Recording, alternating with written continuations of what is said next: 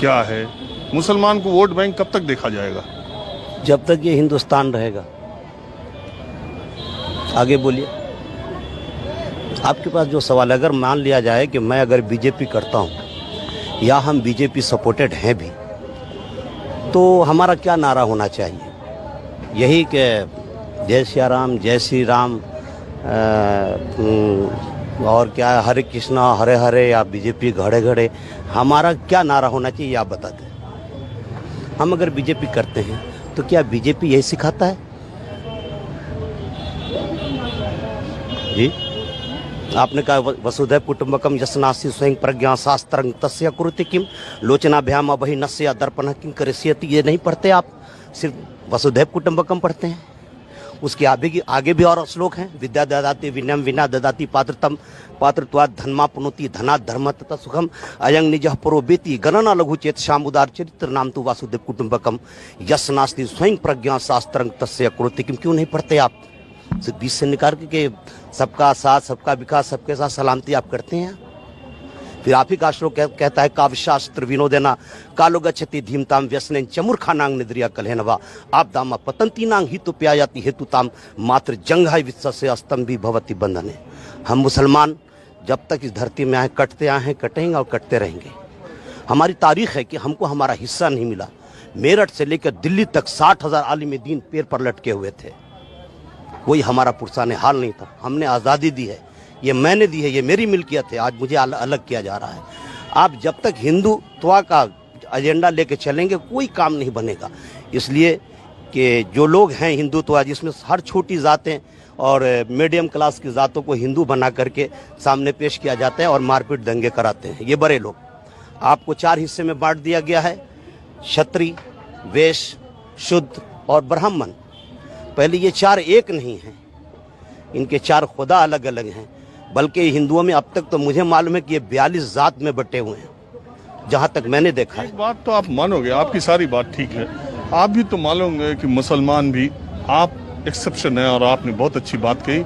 माहौल क्या है, मैं बहुत सारे जगहों पर गया, अभी तक आप जैसी बात करने वाला कोई मुसलमान किसी मस्जिद में मुझे नहीं मिला। हालांकि बहुत सारे लोग अच्छी अच्छी बातें करते हैं, लेकिन मेरा सवाल ये है कि मुसलमान में भी जाहिलियत, पढ़ाई लिखाई की कमी है, उनमें साक्षरता की कमी है, सुनिए जागरूकता की कमी है। वो भी कट्टरवाद की तरफ जाते हैं। जो कट्टरवाद की बात करता है मुसलमान उसके पीछे खड़ा होता है। जो धनबल वाला आदमी होता है, जो ताकत वाला आदमी होता है, मुसलमानों में जो एक तरह से ताकत दिखाता है, अस्त्र की, शस्त्र की, शरीर की, मुसलमान उसके साथ जाता है। जो कट्टरवाद की तरफ बोलता है मुसलमान उसकी तरफ जाता है। तो एक सवाल खड़ा होता है कि फिर आप कहाँ मेन स्ट्रीम में जा रहे हो, अपने को अलग खुद कर रहे हो। जहाँ तक आपने कहा जाहिल का सवाल है, तो जाहिल अनपढ़ नहीं होता है, पढ़े लिखों के हमारे इस्लाम में जाहिल कहा जाता है। ठीक है, जाहिल जो लफ्ज़ है, ये जाहिल पढ़े लिखे, जो लोग पढ़े लिखे होते हैं वो पढ़ लिख करके हट करके जब बात करते हैं वो जहालत की बात करते हैं। अनपढ़ तो जाहिल हो नहीं सकता, अनपढ़ जाहिल नहीं हो सकता। मजहब इस्लाम में पढ़ा लिखा जाहिल है। हमारे यहाँ जाहिल, हमारे अल्लाह के हबीब अलैहिस्सलाम ने हज़रत अबू जहल को जाहिल कहा। वो तो मतलब जो है सो क्या बोला था, अबुल हकम था, हिकमतों का बाप था। अल्लाह के हबीब ने कह दिया कि अबू जहल जाहिल है, तो पूरी कौम रहती दुनिया तक उसे जाहिल कहेगी। तो पढ़ा लिखा आदमी जाहिल होता है, अनपढ़ जाहिल नहीं होता। सबसे पहले ये है। और जो जहाँ तक कट्टरवाद की बात है, तो मुसलमान में कोई कट्टरवाद नहीं है। जिस तरह इस्लाम में तवाइफ हराम है, तवाइफ खाना हराम है, शराब हराम है, उसी तरह इस्लाम में आतंकवाद हराम है। देखिए एक मिनट, मैं किसी धर्म पर सवाल नहीं उठा रहा हूँ। हाँ, सारे धर्म एक ही कहते हैं, सारे धर्म उतने ही अच्छे हैं, सब मानवता की बात करते हैं, सब मानव मूल्यों की बात करते हैं, सब एक ही ईश्वर की बात करते हैं, सब भाईचारे की बात करते हैं।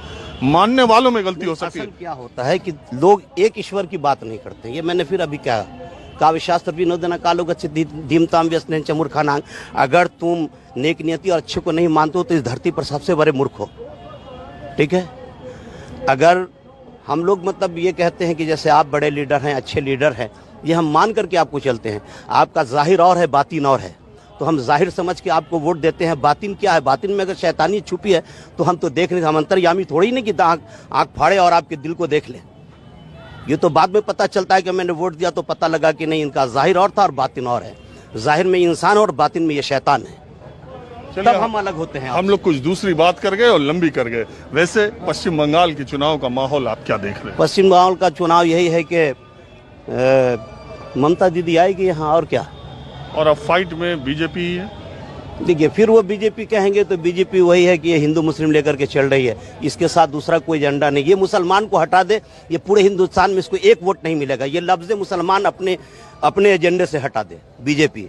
मेरा दावा है आपसे कि उसको हिंदू भी वोट नहीं देगा, लेकिन लफ्ज मुसलमान हटा दे बीजेपी। आप बीजेपी को सुनाइए कि मुसलमान कहता है कि लफ्ज मुसलमान तुम अपने एजेंडे से हटा दो, तुम अपने एजेंडे से लफ्ज मुसलमान हटा दो, जिस तरह ईसाई हटाते हो। हिंदुत्व को सबसे ज्यादा खतरा इस हिंदुस्तान में ईसाइयों से हुआ है, मुसलमानों से नहीं। आज सबसे ज्यादा हिंदू ईसाई बन रहे हैं, लेकिन उसकी तरफ उसका मतलब ध्यान नहीं जाता। उसको कहिए कि सिर्फ लफ्ज मुसलमान हटा दो। देखिए, मुझे आपसे बात करना बहुत अच्छा लगा और मेरी मजबूरी है कि मैं लोगों से भी बात करता हूँ। समय बहुत कर रहे, कुछ और लोगों से बात करता हूँ। बहरहाल, आपका नाम क्या है और आप क्या करते हैं? मेरा नाम मोहम्मद अनस है। मैं यहाँ सामने हमारी छोटी सी दुकान है, काम